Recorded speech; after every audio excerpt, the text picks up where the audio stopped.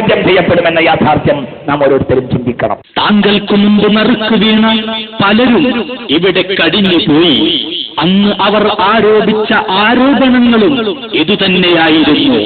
നിങ്ങൾക്കറിയില്ലേ, നിങ്ങളിപ്പോൾ സുന്നി പണ്ഡിതന്മാർക്കെതിരെ ലൈംഗിക ആരോപണം ഉന്നയിക്കാൻ രണ്ടാമതായി തിരഞ്ഞെടുത്ത കോഴിക്കോട് മുതലക്കുളം മൈതാനി.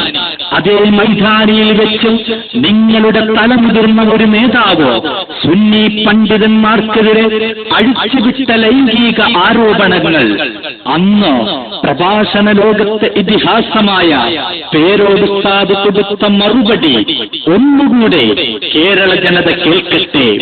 യാതൊരു മടിയുമില്ലാതെ അല്ലാഹുവിന്റെ പരിശുദ്ധ ഖുർആൻ വ്യഭിചാര ആരോപണം ഉന്നയിച്ചവരോട് അന്ന് ചോദിച്ചൊരു ചോദ്യമുണ്ട്. ആ ചോദ്യം ഞാൻ ഇന്ന് ചോദിക്കുന്നത്, എന്താണ് 4 സാക്ഷികളെ അവർ കൊണ്ടുവരാത്തത്?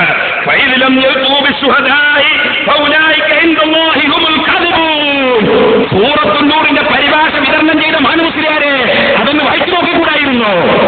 സൂറത്തുൻ നൂറിന് അല്ലാഹു ചോദിക്കുന്നത് 4 സാക്ഷികളെ കൊണ്ടുവരാതെ വ്യഭിചാരോപണം ഉന്നയിച്ചവര് അവര് തന്നെയാണ് അല്ലാഹുവിന്റെ അടുക്കൽ കള്ളം പറയുന്നവര് കേട്ടോ, അവര് തന്നെയാണ് കള്ളം പറയുന്നവര് കേട്ടോ എന്ന് ഖുർആൻ പറഞ്ഞില്ലേ? മാനവസിലാരിയുടെ പറഞ്ഞ തോന്നിവാസങ്ങളെ സംബന്ധിച്ചു ഒരു മനുഷ്യന്റെ നാവ് കൊണ്ട് ഉച്ചരിക്കാൻ കഴിയാത്തത് കൊണ്ട് ഞാൻ ഉച്ചരിക്കുന്നില്ല. അതിന്റെ മറുപടി ഞാനെങ്ങനെ പറയും? നമ്മുടെ ഉസ്താദുമാർ അത് പഠിപ്പിച്ചിട്ടില്ല, അതുകൊണ്ട് ഞാനത് പറയുന്നില്ല. ഒരു കാര്യം പറയുന്നു, എന്റെ മറുപടി കേൾപ്പിക്കാൻ ഞാൻ കേസറ്റ് കൊണ്ടുവന്നിട്ടുണ്ടായിരുന്നു. ആരാ മറുപടി പറഞ്ഞത്?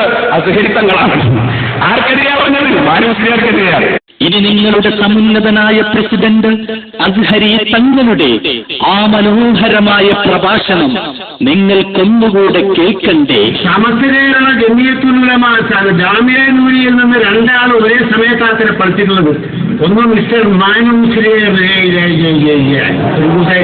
ഈ പണ്ടാര സ്ഥലത്ത് നിന്ന് നമ്മൾ എന്നാണ് വേറിട്ട് പോകാനും കൂടി അവർ അന്ന് ദ്വാ ചെയ്തിട്ടുള്ളത്. അന്ന് പണ്ടാരസ്ഥലായിരുന്നു, പഠിക്കണം. ശംസുലമാണ്ടായിരുന്നു, തടിച്ചുകൊള്ളു. ഇങ്ങോട്ട് പറയാം ഇത് പറഞ്ഞിട്ടേ ഞാൻ പോവുള്ളൂ. ഏതായിരുന്നാലും ശരി, എനിക്ക് നിങ്ങളോട് പറയാനുള്ളത്, മറ്റന്നാൾ നമ്മുടെ നോട്ടീസ് നിങ്ങൾക്കുണ്ടാവും. അതല്ലെങ്കിൽ നമ്മുടെ സ്വന്തം പത്രങ്ങൾ, അല്ലെങ്കിൽ വേറെ പത്രങ്ങളുണ്ട്, മാതൃഭൂമിയോ അല്ലെങ്കിൽ മനോരമ, ഏതെങ്കിലും പത്രം ഉണ്ടാവും. ഇങ്ങനെയുള്ള പത്രങ്ങളിലെല്ലാം നിങ്ങൾക്കറിയാം ജാമിഅ നൂരിയയുടെ സന്നദ്ധാനം അത് ഒരിക്കലും ശരിയല്ല എന്ന് നിങ്ങൾക്ക് അറിയും. എന്തായിരുന്നാലും ഞങ്ങൾ നടത്തുന്നുള്ള ഭാഷയുണ്ടെങ്കിൽ അവരെ ഏറ്റവും വലിയ തെറ്റിന്റെ പേര് ശിക്ഷിക്കാനുള്ള വഴിയും ഞാൻ കണ്ടുവച്ചിട്ടുണ്ട്. ഹിന്ദു സ്ത്രീയെ തല്ലിക്കൊന്ന് കുഴിച്ചിട്ട സംഭവം, അവൾക്ക് മുക്രി പറഞ്ഞപ്പോൾ മുക്രിയെ തല്ലുകയും ആ കേസ് പിൻവലിക്കാൻ വേണ്ടി പോലീസിന് കാശ് കൊടുത്ത് ഏറ്റവും വലിയ മൂതാവി അയാളുടെ ആളാണ് ഈ മാനുമുഷിദിയെ. അവനെ ഞാൻ ആ തല്ലി ഏറ്റവും വലിയ അവന് വലുത് പിടിക്കുകയാണെങ്കിൽ ആ ശവം ഞാൻ അവനെ കൊണ്ട് പോയിരിക്കും. പാവപ്പെട്ട ക്രിസ്ത്യൻ ഒരു ഹിന്ദു സ്ത്രീയാണ്, ഹിന്ദുവിനെയാണ് അവനെ തല്ലിക്കൊന്നു. ഇവന്റെ അനാവശ്യത്തിന് വയസ്സിലാത്തതിന്റെ പേരിലാണോ? അതൊക്കെ വാർത്താനാ, അതൊക്കെ വാക്കാ, തോന്നിയത് വിളിച്ചു പറയണ്ട. എന്തിനാ പറയുന്നു? ഞാനുമായി വലിയ അടുപ്പമില്ലാത്തത് മുസ്ലിയാർ എന്നെ ഞങ്ങൾ സമ്മേളനത്തിൽ തരാൻ വരണമെന്ന് കത്ത് വന്ന് കൊട്ടുന്നത്. ഇത് ഒന്നാമത് കത്തുവായിട്ടില്ല. ആ സ്ഥാനം പോലും ഈ സമസ്ത മുതാവികൾ, അവിടുത്തെ കരിഞ്ചന്ത കച്ചവടക്കാർ, അവിടുത്തെ ചമ്മാടിത്തരം ചെയ്ത് ഇന്നും അവരെ പുറത്താക്കാൻ വേണ്ടി പലരും ഉത്സാഹിക്കുന്ന ആ നാട് പാവപ്പെട്ട തങ്ങന്മാരുടെ ഭയന്നുകൊണ്ട് അവർക്കൊന്നും ചെയ്യാതെ ദുആ ചെയ്യാണ്. അൽഹംദുലില്ലാഹ് കൊണ്ടുവരാൻ ആ മഹാസ്ഥാനം ചെയ്യാവുന്നതാണ് ഇവിടെ നിലനിൽക്കുന്നത്. അതുപോലെ മൂടേവികളെ സുബ്ഹാനഹു പുറം തള്ളി പഴയതിലേക്ക് മടങ്ങാൻ തൗഫീഖ് ചെയ്യട്ടെ. മുസ്ലിം വിരോധി പറഞ്ഞതല്ല, നിങ്ങളെ സമസ്തയുടെ പ്രസിഡന്റായിരിക്കുന്ന കാലത്ത് പ്രസിഡന്റ് പറഞ്ഞ ആരോപണമാണ്. ഞങ്ങളെ നേതാക്കന്മാരെ പറ്റി പുള്ളാർന്നങ്ങളല്ല ആരോപണം പറഞ്ഞത്. പിന്നെ ഈ മുസ്ലിം വിരോധികളുടെ കയ്യിലുള്ളതാണ് മുസ്ലിം വിരോധികളുടെ കളിപ്പാവുകളും മുസ്ലിം വിരോധികളും. ശിഹാബുകൾക്കെതിരെ ആരോപണം, ഈ അഹമ്മദിനെതിരെ ആരോപണം, കാന്തപുരത്തിനെതിരെ ആരോപണം. എല്ലാവർക്കും എന്താ കാരണം?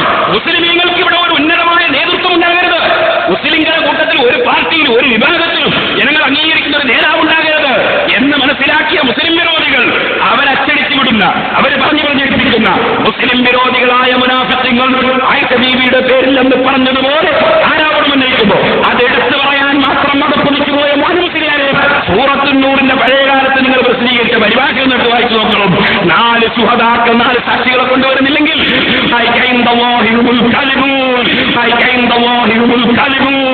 അന്ന് സുന്നി പണ്ഡിതന്മാർക്കെതിരെ ആരോപണം നടത്തിയ മാനു മുസ്ലിയാരോട് പറഞ്ഞ അതേ മറുപടി തന്നെയാണോ ഇന്നും ഞങ്ങൾക്ക് പറയാനുള്ളത്?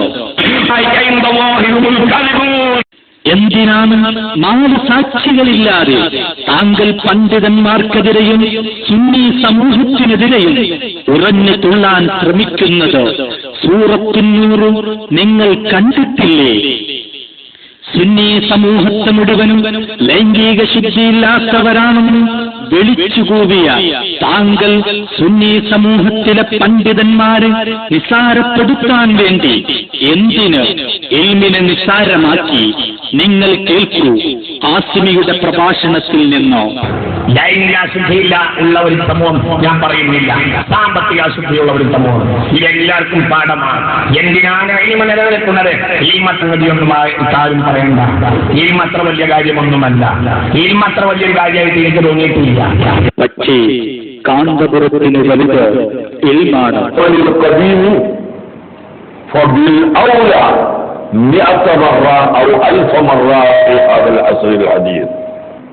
एक जगह से निकाल के हर जगह थोड़ा सा चलाना तो दर्द हो गया, दर्द कम हो गया, खत्म हो गया. ദർസ് നടത്തുന്ന ചില ആളുകൾ ദർസിന്റെ ഖത്മിന് വേണ്ടി പരസ്യം എഴുതി വിട്ടതാണ്. ഇത് സ്വർഗത്തിലും ശൈഖുന ദർസ് നടത്തുന്നു. ഹദീസ് പറഞ്ഞ ഹബീബാ റസൂലുള്ള സ്വർഗത്തിൽ, കിതാബ് എഴുതി ഉണ്ടാക്കിയ ഇമാം ബുഖാരി തങ്ങൾ സ്വർഗത്തിൽ. ഇവരൊക്കെ സ്വർഗത്തിലിരിക്കവേ അതിനേക്കാൾ വലിയ പുതിയൊരു ശൈഖ് ഇന്നത്തെ വരാൻ ഭയത്തിന്റെ വെളുപ്പിന്റെ പേരിൽ, വണ്ടിക്ക് പൈസ കൂടി എന്നതിന്റെ പേരിൽ ഞാനിന്റെ ഒരു ശൈഖുന. അതെ ഖാസിമി, താങ്കൾ പറഞ്ഞത് ഒന്നുകൂടെ ജനം കേൾക്കട്ടെ. ഇൽമത്ര വലിയൊരു സംഗതിയൊന്നും ആരും പറയണ്ട. ഇൽമത്ര വലിയ കാര്യമൊന്നുമല്ല. ഇൽമത്ര വലിയൊരു കാര്യമായിട്ട് എനിക്ക് തോന്നിയിട്ടില്ല.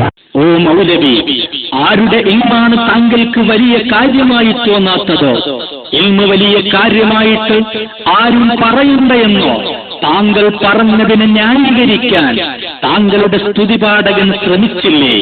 കേരള ജനത പറയട്ടെ, താങ്കൾ ഇൽമിനെ നിസാരമാക്കിയിട്ടുണ്ടോ ഇല്ലേ എന്നോ?